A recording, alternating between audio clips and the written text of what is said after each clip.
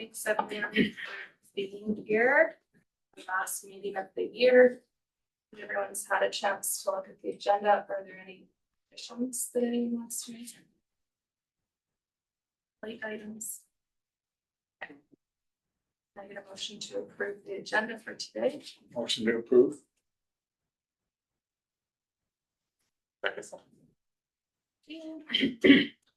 Hopefully everyone's had a chance to look at the minutes from last meeting. Are there any changes that anyone wants to make to those? Okay, a motion to approve the minutes, please.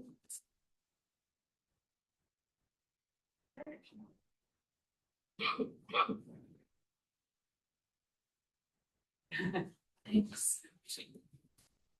Thanks. Do we have any members of the public here? No members of the public. All right, straight to you, Carla. Okay, thanks. Please bear with me. I didn't have any time to prepare. I just got back from being off with the flu. But I'm here to talk to you to let you know about a couple of grants that we've applied for. There's an FCM grant funding, Federation of Canadian Municipalities, for the Adaptation and Action grants. There are two streams. There's a okay. I'm going to talk about the first one. It's with a group that I'm part of. It's Coastal Resilience Collaborative. So it's a group that's working on climate adaptation as a region. So there are quite a few different municipalities that are involved in the project, and it's run by EPEC. EPEC is leading the project. They're a national organization, and they're kind of leaders in climate action. So with them, they're leading the project, but with Gibson's and us, we've applied for a grant. For our part is $125,000, and we're gonna hopefully, if we're successful, extend the kiosk project that was started by NERPS. And so what we would do is build an additional 5 kiosks, and then with those 5 kiosks and the 5 existing kiosks, we would add emergency supply benches to all of them, including the AEDs on the ones that don't have them. The reason that we're doing this as part of a climate project is that we're calling them climate resilience hubs. Climate resilience hubs can be a variety of things. Sometimes they're, can be building temporaries, but essentially it's just a place where you can prepare for and respond to climate emergencies. As part of the grant too, we have a portion of it is reserved for the nature-based solutions. So improving some trail areas where people can escape from extreme heat in so just making areas more accessible so people who have mobility issues can also go into the forest to get some relief from extreme heat or wildfire smoke. So that's one of the grants. The other grant that we've applied for, and this is very early days, but the Adaptation and Action grants, part of the requirements for the first stream, which is for so the one I was talking about before is an implementation grant, and the other stream is for design work or feasibility studies. And what I was told when I was talking to SCM is that we had a really good chance of getting that grant. So we kind of brainstormed for some ideas and with my team, and we thought that because Tunstall Bay has kind of always been problematic in terms of the beach entrance, but we've never really had understood how to improve it there. It's hard to invest a lot of money into just a beach entrance when there's, protecting something really valuable behind it. And so the concrete ramp that we have there now is actually not doing very well. It's starting to erode again at the bottom. And so we know that something more needs to be done there. And we have done feasibility studies in the past for doing a nature-based solution there, where we would do some kind of a beach nourishment and have like coastal geomorphologists look at it and potentially like add materials to the beach and place certain like rocks and logs to kind of disperse the wave energy so that it stops eroding. So because we have a lot of that background information, what we did apply for and why I'm talking to you about it as well is and maybe this is a terrible idea to open this can of worms again, but considering that the boat launch is not in good shape and that that might be a good emergency response tool to have in our toolbox, we applied for design work to see if we could do improvements to the boat launch as well as the beach access at the same time. The grant is for $70,000 for that design work. And we'll see if we're successful. And I guess that's it. Anything else? I guess I just wanted to make sure that the committee was aware it would be another 6 months or so before we would find out about that. But yeah, you're kind of the first to hear about it. Just something I kind of did in the background. They told me I had a good chance at the grant because we have an adaptation plan because our climate action strategy is mitigation and adaptation because we already have that. We're kind of ahead of all the municipalities and that gave us a leg up on that. So. Thank you. I have a question. So any design work, anything that you did there would not impede being able to bring large barges to that? To bring in large barges. So no. Yeah, okay. I wanted to make it just to wouldn't impede that Yeah. activity. Is that's so I mean, just like I want to just say no, but I also want to say like when we would do the design work and we would actually do some community consultation with that and consultation with this committee and others within the organization to make sure that things like that are not missed. Any idea when we hear on the kiosks? The kiosks, the application was the end of September and we're just coming back to them with revisions now. There was asking for a couple of revisions. And then I think they said another probably 4 months, I guess. Other questions for Carla? Thank you. That's great to hear. And look forward to hearing more, especially if you're successful. If not, Don't you're come always back. here If not, thanks for trying. Okay, thank you. Thanks. Carla. Yes. So,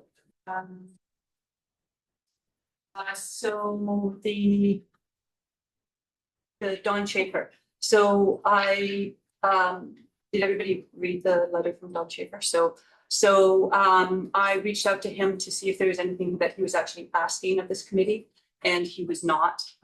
He just wants to kind of maybe have the subject of especially personal disaster preparedness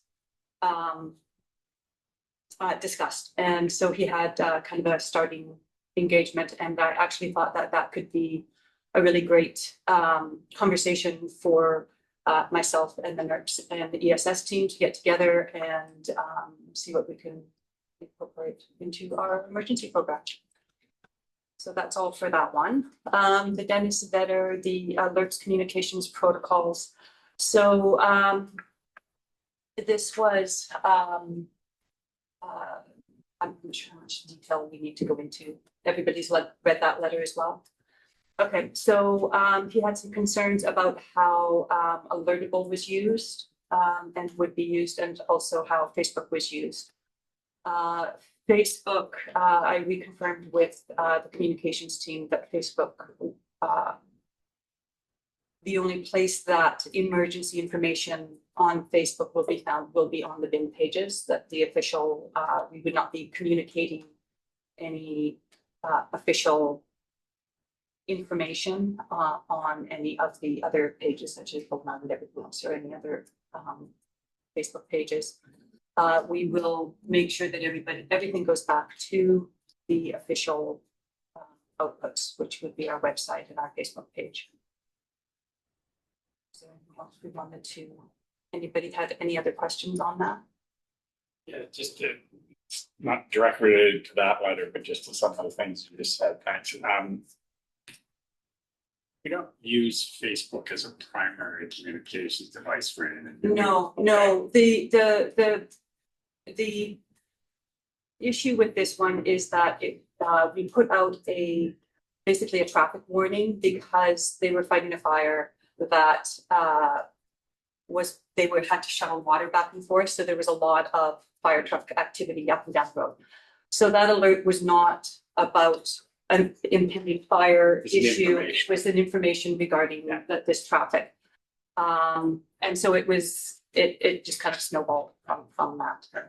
And we will be, I'll be speaking with Sophie about adding alertable into their communications policy as to where it should fit. And Great, thanks. It's like myself and a lot of other people don't go anywhere near Facebook.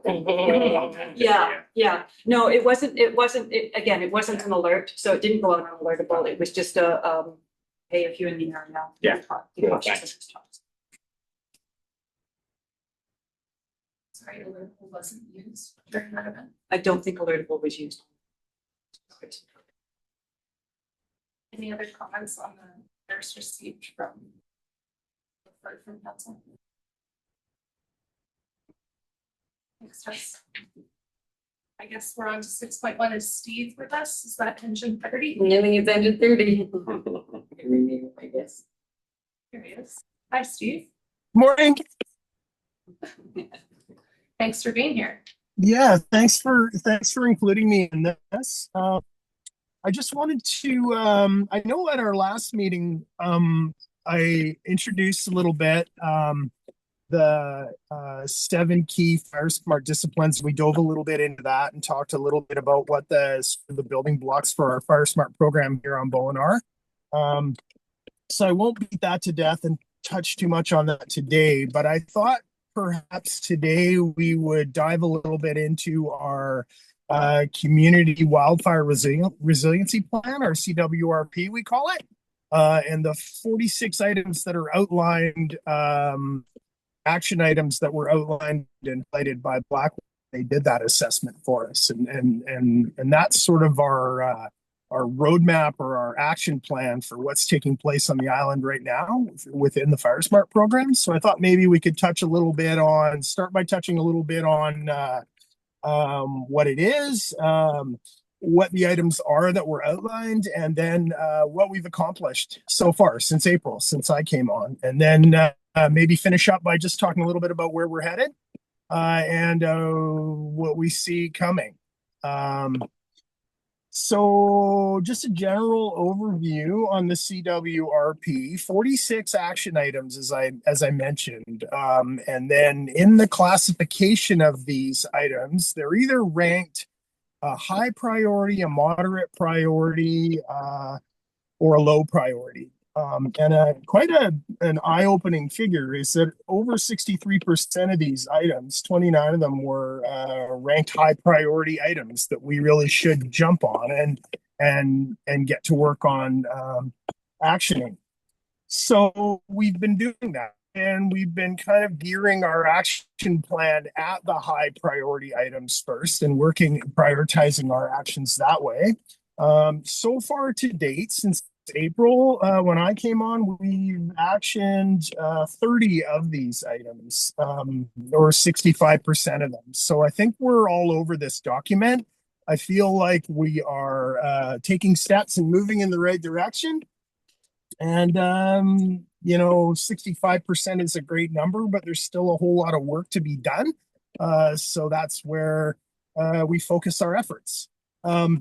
Just as a general overview of the CWRP and some of the things that we have accomplished through our education section of the program, There's a number of things like making access to the CWRP, the document itself, to island residents. It was recommended that we make it available to people on an island-wide scale, and that's been actioned through the BIM website. I think the easiest way I found to find that document is through a civic web search. You can just go there and anyone can have a read through it. If they're wondering what it is, what we're up to, what is the CWRP, how did it come about, all that information is there for them.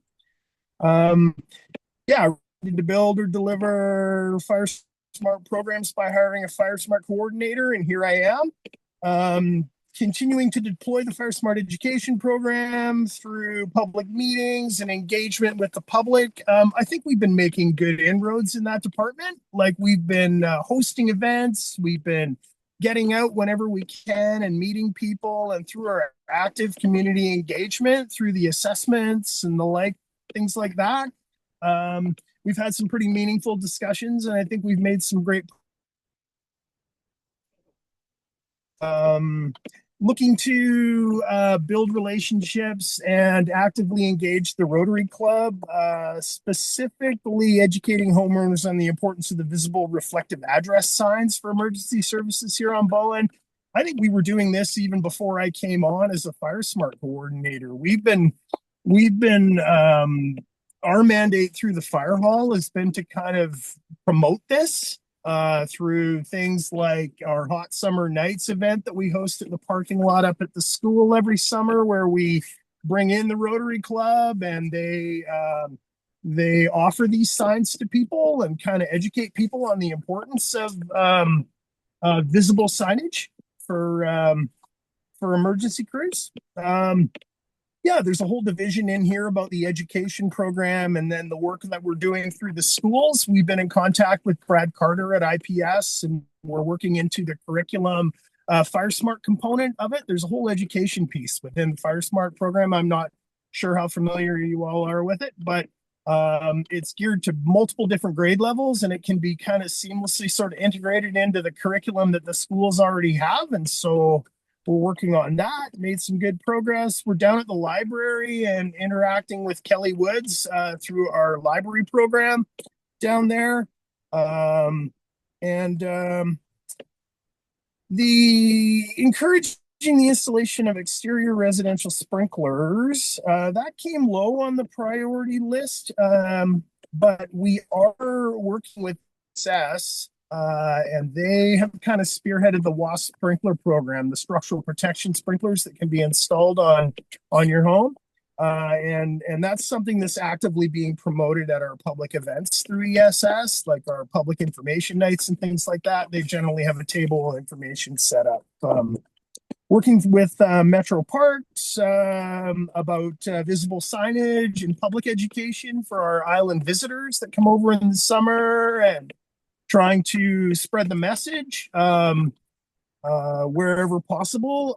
We've lobbied BC Ferries for signage at the terminals and signage on the boats too, so that we're trying to kind of get it visible, get it front and center for people to see it wherever we can. Let's see, there was one here I wanted to touch on. Oh yes, it was so a strong recommendation was to consider including requirement to mitigate hazardous yard conditions on private property posing safety risks. So this relates to vegetation, but it also relates to storage of combustible materials that might be laying around on the property. Through a little digging, I was able to find our fire and rescue services bylaw quite easy, which was available again through the BIM website, and any member of the public can research this document as well. Bylaw 650 covers pretty comprehensively this very thing. So there is in existence a document or a bylaw that addresses this. Complete fire smart assessments of Bowen Island owned critical infrastructure. We've made some great progress on that. We had grant funding through our 2-year UBCM grant for 2 in our first year, and we'll do 8 next year. 2 have been completed, and we'll be following up with 8 through our next grant funding. As well actioned through the critical infrastructure assessment, there have been cleanup mitigation activities identified. And so we've actioned 3 of those so far to date, which were just recently completed. Yeah, so there's a whole long list of these things. I guess long story short, with the 65% complete, there's still work to be done. We've got some work to be done in development permit application areas and sort of legislation and what that might look like on paper, like how we can regulate or control the wildfire risk for properties that are being built, things that are being built, neighborhoods that seem to be coming into existence here on Bowen. And so what we might make in terms of recommendations or what might exist on paper for that. So that's going to be working closely with the municipality to bring these things forward to mayor and council and make our best recommendations and see what we can do in terms of establishing these DPAs for Fire Smart.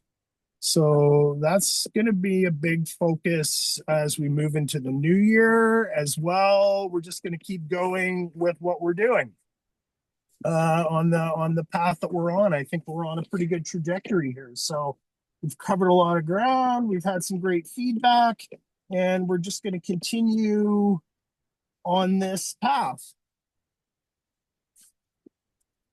Any questions at all about the Fire Smart program or what we've done so far? Just one from me, Steve. Sorry, initially you said you'd actioned around 65%. Now I'm hearing that action for you means completed, not just underway, but done. Is that what you're saying? Yeah, these things are all in a various actioned or completed. Okay. 65% of the items on our list. Well, that's great. I like to hear about all the progress, but also the collaboration across multiple groups. So sounds like you're doing great work. Do you need anything from this committee in terms of support or information? No, thanks for asking, first of all, and thank you for offering.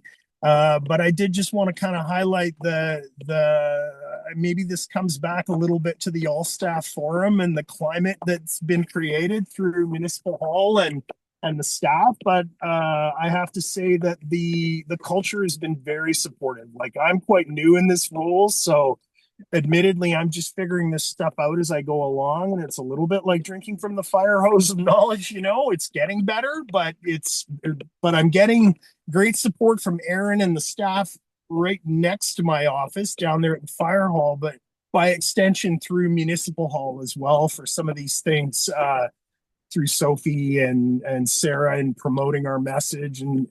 So yeah, I have to say I feel very well supported, but thank you for the offer. No problem. Thank you for working with all those community groups. I'm really glad to hear that you're involved with Rotary and IPS and all over the place. That's excellent. Okay, that's all from you, Steve. Yeah, that's it. Thank you very much. Thanks for the update. Good to hear. Nothing else, Steve. Moving on to 6.2 tests. So I'm going to be using the spreadsheet, the emergency program project status. That's going to be my guide. And I'm just going to remind you that in the A and B columns, there's a letter number and a title. So that's what I'll be referencing for each one.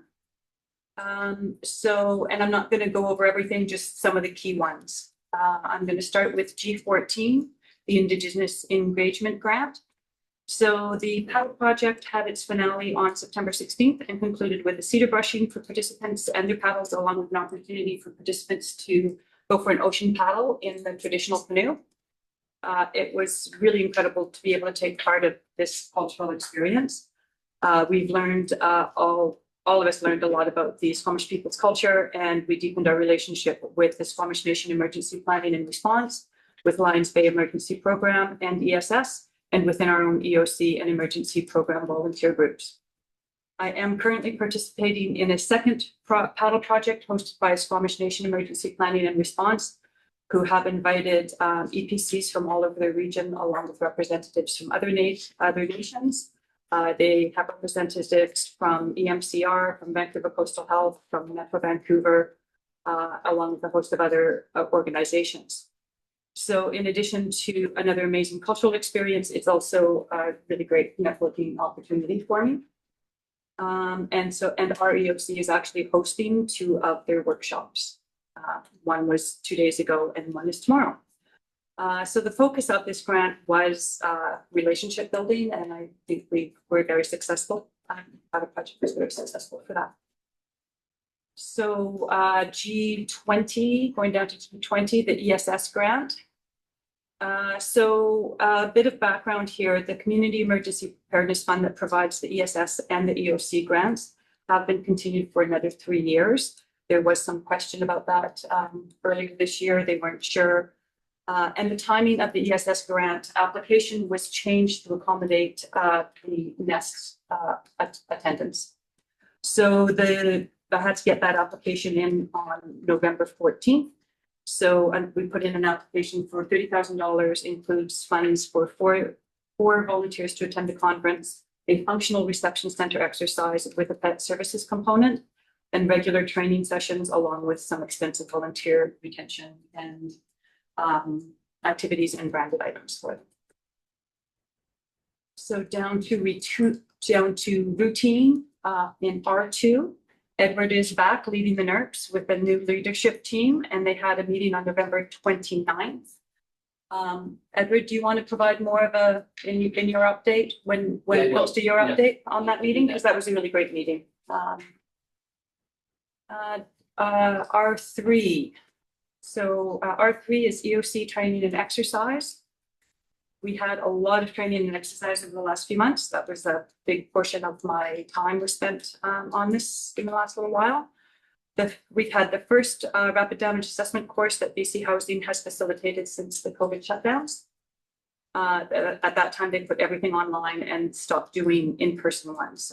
We had about 19 people, including BIM staff from fire, building, and public works and finance. We had contractors, an engineer, and some participants from neighboring communities. So this course was actually offered to us at no cost as a testing ground for their new course format. We want to start branching out again to in-person. The online EOC Essentials course proved to be unmanageable for most staff. That was a lot of my grant funding was into EOC Essentials online, and it just did not work for most staff. And we also had some issues with some of the in-person offerings in other communities. So I was able to revise the EOC grant dedicated to the online courses and put it all into an in-person JIBC course. This course was facilitated by our EOC exercise consultant, and he also included some upgrades to present a Bowen-specific project rather than the generic one that is usually offered by JIBC. So currently there is only one staff member that could be called into the EOC that has not completed the JIBC EOC Essentials. So that was a pretty good hit, getting everybody into that course. Who was our EOC consultant? Vendors. So this year's functional EOC exercise was based on an earthquake that was on November 18th. The EOC staff did an amazing job dealing with the events as they unfolded. And other than how great the staff worked together, the big takeaway for me was around the onboarding and shift change. Really glad that we included that in the exercise because the system that I had put in place did not work well. So we were able to switch it throughout the day, and I have adjusted and made a new procedure, which is exactly the kind of thing we exercise for, is to make things work. Is there an after action report of that exercise? If you are interested, I can share the after action report of the next week. It hasn't been done yet. Okay, you're finished. You're working on it. Yeah, great. Yeah, Mike is working on it. Okay, great. So down to projects, P3. a community AED program. So there's currently a total of 30 community AEDs in the program. I spent some time working on the AED maintenance program, initiating volunteer registration, assigning this, providing safety vests for volunteers, all that kind of stuff. I'm still working on a fully updated maintenance log, and I've started working on a policy for this program. Amanda Oakleon, the lead for this group, is working on increasing the number of volunteers. This year, multiple batteries and pads need replacement. And so the amount spent this year was a lot higher than past years, but I did an average over the last 4 years, and the program has cost $4,403 annually for the last spread out over the last 4 years. P4, alertable and callout software. So we now have a subscription to Connect Rocket as our callout system. The ESS team has had a test of a simple system, and I'm just working on setting up all of the EOC staff into this callout program. P17, Emergency Preparedness Week. The next event will include a DIY scrubber workshop. Representatives came from the BREATHE program, which is a Simon Fraser BC Lung Foundation project. And they came to facilitate a trainer session for myself and the EPC from Sunshine Coast, Sunshine Regional District. So we will be able to host these workshops ourselves in our community.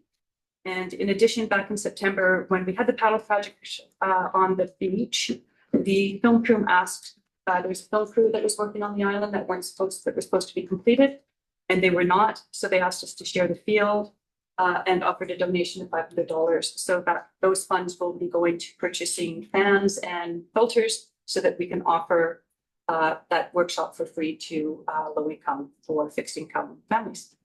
Giving away the fans. Yeah, so that they can hopefully, depending on how many participants we get, we'll purchase through the 500, and that's what we'll have. And so not on the list, the only thing not on the list here is Kern invited Aaron and I to a meeting with Dave Mitchell and Ian McDonald. They're consultants for the Metro Vancouver, and they're working on small communities within the region to find out what supports they need for their emergency program. Did you want to provide more information in the roundtable on that meeting? No, only that we. Only that we discussed- just- It was just that initial we started. introductory meeting, Perfect. and they Yeah. wanted to gather some information. I imagine they're taking all that in and synthesizing all that, and we'll come up with some big report. Yeah. It results from a Metro Vancouver Board resolution to provide more support to small municipalities within Metro Vancouver, and this is one area of many others where some of the smaller municipalities felt they could use support from Metro Vancouver. So I don't know when the deliverable for that will come forward, but I imagine the work's ongoing. Yeah. There may be some future meetings as well, and I did offer our use as that's all of the communities. And it'd be great if that report could share with the committee once it's available. And is it free? Before alertable call out software, is Rocket similar to Signal and WhatsApp? No, I Connect Rocket. It's a call out system designed for emergency programs. Okay. So it will allow a few things. The first thing would be things like what we call a poll, where a question could go out to a group as large as you wanted it to be, with perhaps the 3 answers. So in the case of perhaps, for example, ESS, we have a reception center activation. Are you available? And have responses such as, I'm available immediately, I'm available between now and the next 2 hours, I'm not available, those kind of things, so that we can get that information and figure out a schedule fairly quickly through that. It also allows for things like workflows, let's start with the group calls. So very quickly, you can connect the leads of a team to have an actual phone call. It'll just automatically dial everybody on a list that we specify, and that those people can then have a conversation that leads the next steps. And then the workflows, which would allow us to set a few of those different activities that all occur at the same time. So Would it be useful to include NERP volunteers in this? I think what we would do is probably definitely include NERP leadership to make sure that that is taken care of. I have to look at the idea of extending that to all NERP volunteers. But I think definitely we would get the NERP leadership team and get them in that system for sure. So the system is in our hands now and it's been partially implemented or Yeah. fully implemented? Partially implemented. Okay, so perhaps that's a discussion that could be Mhm. ongoing as connect. You become familiar with that? Yeah. Because it does seem to me that the NERPs lack a way to effectively communicate with each other. Exactly. So if this could answer that problem, then why not? Yes. Okay. It's more similar to a learnable than a signal. Mhm. Any other questions for Jess?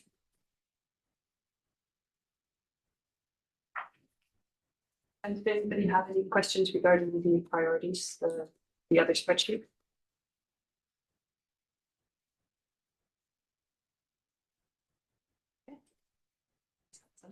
All right. On to the roundtable, 7.1 over to you, Edward. Well, in our June meeting, I had told everyone I had resigned. So how's that working out for you? Yeah, well, it's just part of being a volunteer on both. It's hard to get out. But over the last few months, we've put together a leadership team. Myself, Don Schaefer, Molly Horton, Isa Lutz, and Sue Fairburn. And this new organizational structure is working extremely well. I'm very pleased about it. Tess mentioned on the 29th of November, we had a meeting. It was emergency, it was about Bone Island Emergency Program. It was ESS and NERP volunteers. I believe total we had 32, which was a good turnout for Saturday morning. We were very pleased. It was opened by the mayor, and then Tess gave an overview of ESS, and the whole idea behind it is can ESS and NERP support each other? Wendy Hackney spoke about ESS, and then the second half of the meeting, Corporal Savage and Deputy Fire Chief Thompson and Steve Edwards spoke about the RCMP, how NERP can be of assistance. And we're actually having a small meeting on the 17th of this month to look at ways that NERP and the RCMP can collaborate. We've already started collaboration with FireSmart. Very interesting. He mentioned the signage, and this week's undercurrent, the NERP tip will be make sure that you have a sign that people can see. And the Rotary has added their little address on how to get one. So we're beginning to look at different ways where we can interact with each other with FireSmart. Also, the plan, we've been talking about putting plastic brochure holders in the kiosks so people could take FireSmart information. We had our very first, I think, NERP call out. It was clunky, but it worked. The Valhalla water main break. Tess got hold of me. I got hold of 2 of the 3 NERPs in Queen Charlotte Heights. They went door to door, talked about the boil water. They helped some of the traffic issues, and it was clunky, but it worked, and I was quite pleased. And finally, we had a table at the craft fair on Saturday. Lots and lots of interest. Very interesting. Do we have data on how percentage of Bowen Island residents are signed up for Alertable? I don't, I can try and find that. Well, it's not important, but I was shocked because we had the Alertable things. And first thing, are you registered to Alertable? What's that? And I heard that it's that more than I would expected. So I think there's an underlying message here that we need to get the word out in several different ways about Alertable. And that's it. I'm glad to be surrounded by 4 very hardworking, committed people. So thank you. Glad you're still with us. Yeah, very glad you're still with us. So, Oh, and I want to thank, yes, she got us the room. We had wonderful pastries.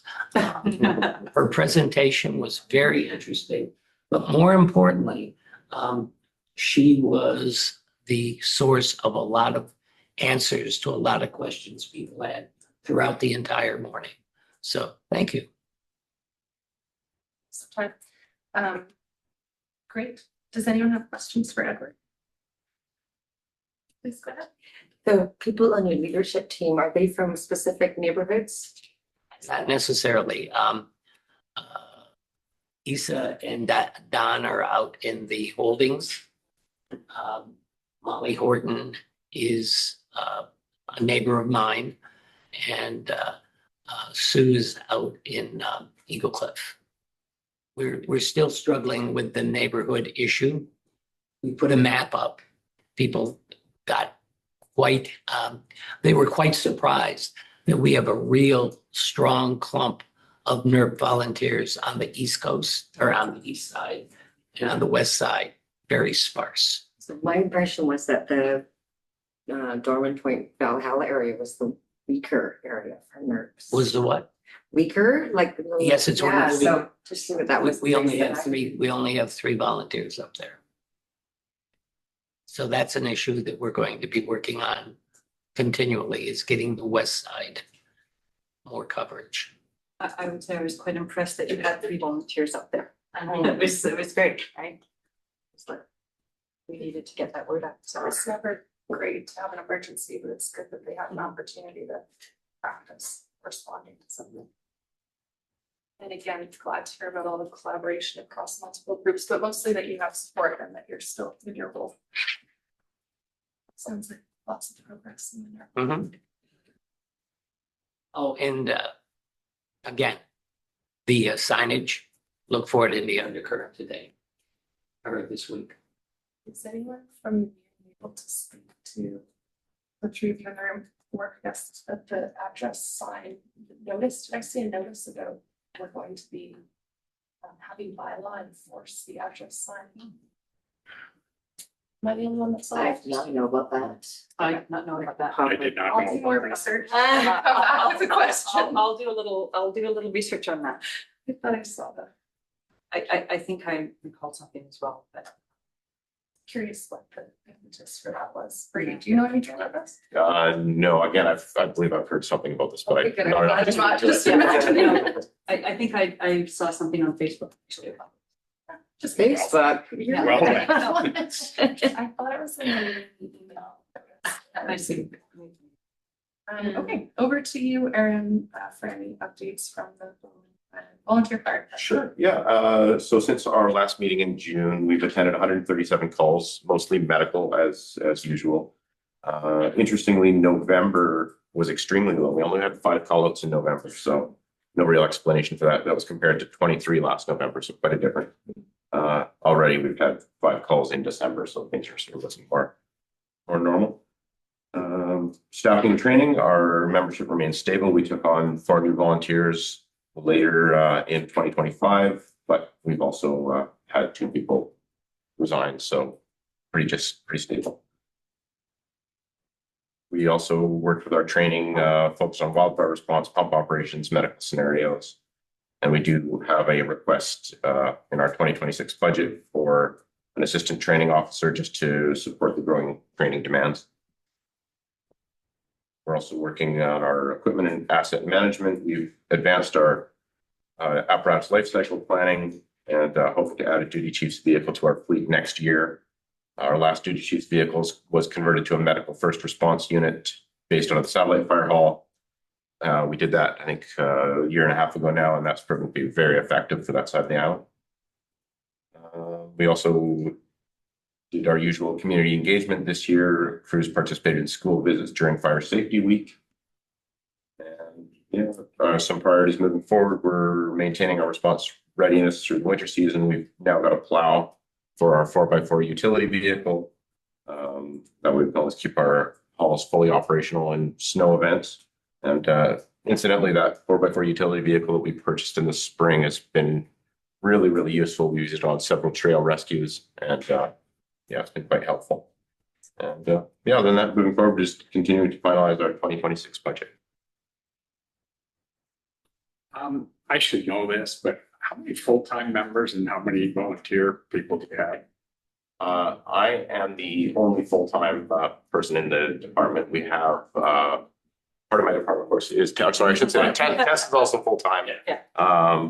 And then Steve Edwards is part of our department as well, part-time, and Mike Harwick and Ian Thompson are both deputy chief and assistant chief. They're both part-time, and then we have 30 volunteers. Thanks. Yep. Is 30 enough? Like, does that work for you? Or? It seems to work. I know there's recommendations that we should have a few more, but we continually hire more, and we hire 3 or 4, and we lose 2 or 3, and so we're. What kind of a time commitment is there from the volunteers?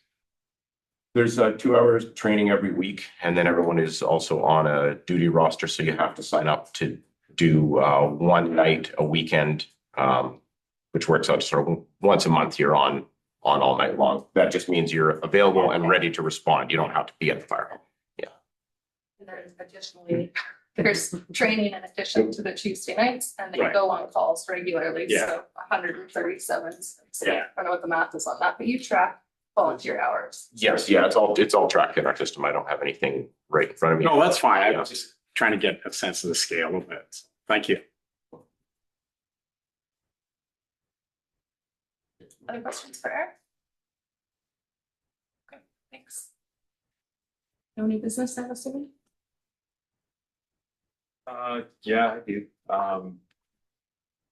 Following the EOC Essentials training, I raised the point with all the attendees that we really need to think about building business continuity and what that looks like and how that ties into these emergency operations. I mean, and this partly is the reason, or I guess the impetus behind the Metro Vancouver assistance in emergency planning is that realistically, if we were to say face a significant emergency event on Bowen that requires all staff to be on board for several weeks on end, we will be very challenged to manage the day-to-day municipal activities of the organization and do that emergency.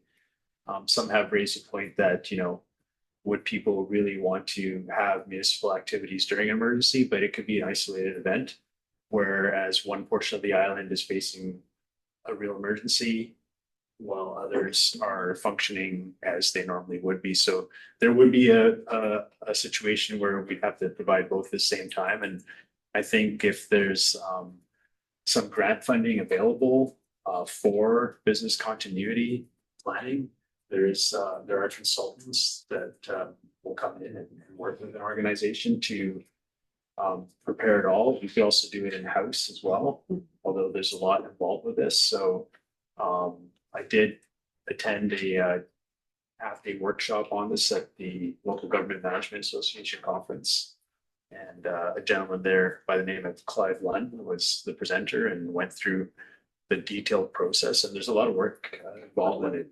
I would say just as much, if not more, even than the emergency management program. So I think it's a blind spot for us as an organization, and I don't know where it's best housed, but I do see the intersectionality between the emergency program and business continuity planning. So I'm just raising the issue now and putting it on the radar of this committee.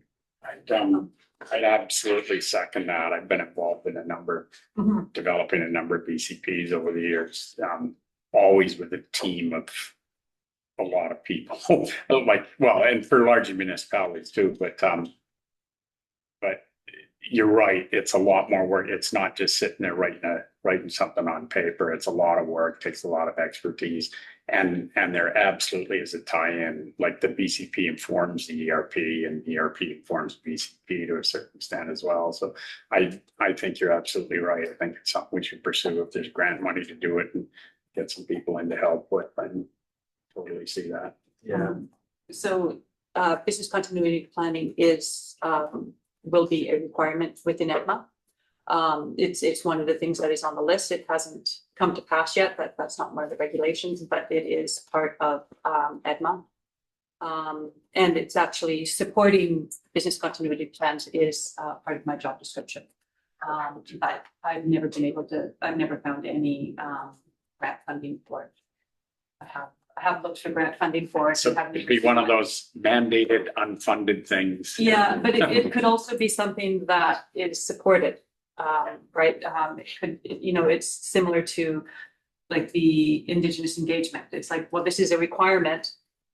We understand we don't have the funds, here's some funds for it. So hopefully when they do bring it in, it will have more guidance and supports for it. It also requires expertise, like you would need training, I think personally, if you don't have experience in business continuity to be able to offer that. So perhaps a consultant that works closely with you might be the most reasonable, but certainly there's a lot of staff time involved as well in providing the information that the consultant needs to write their business continuity plans. Through the chair, I can try and reach out to the gentleman that presented to a bunch of us local government people at the conference and ask if they'd be willing to come into this committee and just provide a 30-minute overview on what would be required and what it looks like, just to plant the seed and as a first step at our next committee meeting, if that's helpful. You would like that specific individual to do that presentation? Yeah, I can invite them to come as a delegate to present to us virtually there on what the cost, some, just broad parameters of what would be required and how we could go about doing this. Even if it's possible for him to condense what was a 4-hour workshop into the space of a 30-minute presentation to us. And you would be looking to include this in next year's budget? Well, I think this year's budget for our 2026, a lot of that's already developed, and I think at this point it'd be too soon for that budget. And maybe this is also something that a new council would want to take up as a strategic priority. So what I'm saying is we spend 2026 setting the groundwork and the framework. I mean, assuming there's no legislative requirements to meet a deadline for this, and lay the groundwork for maybe broader implementation in 2027. Any comments?